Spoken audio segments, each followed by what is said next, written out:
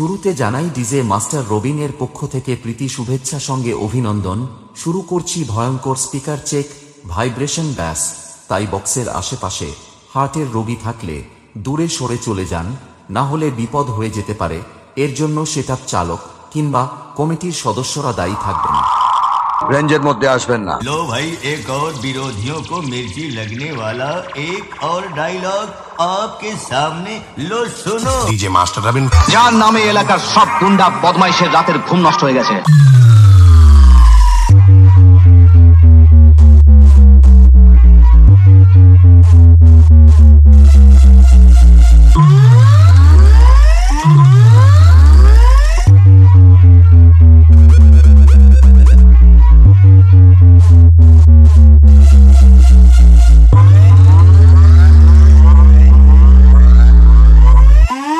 भाई ये तो ट्रेलर है, डाउनलोड फ्रॉम mixdunia.com। बाकी है, लीजिए एक और तगड़ा, तगड़ा नहीं महा तगड़ा।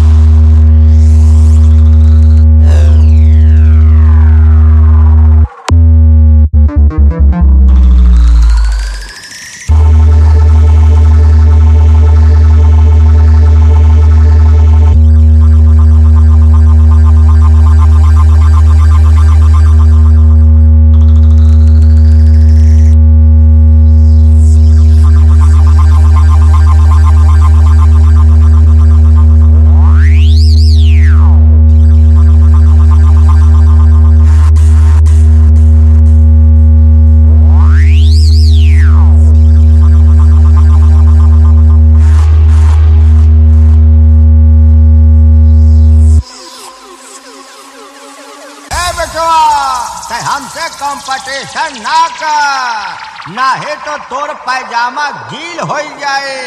अब ज्यादा हमसे अकड़बे तो इतना ठोकब कि तोरे हाइड्रोसील हो जाए। डीजे मास्टर रबिन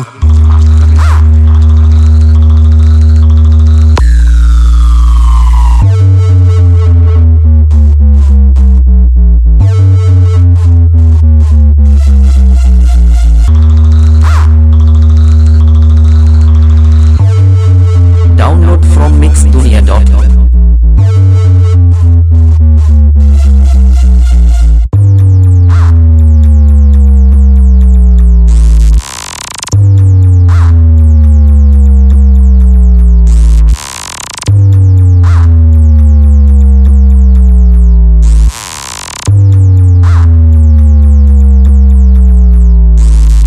अरे है अपने मोहल्ला के नंबर 1 कोको, हमका देखता ही मान तो हार जियरवा करे धोकर धोकर धोकर, हाँ धोकर धोकर धोकर, हाँ धोकर धोकर धोकर।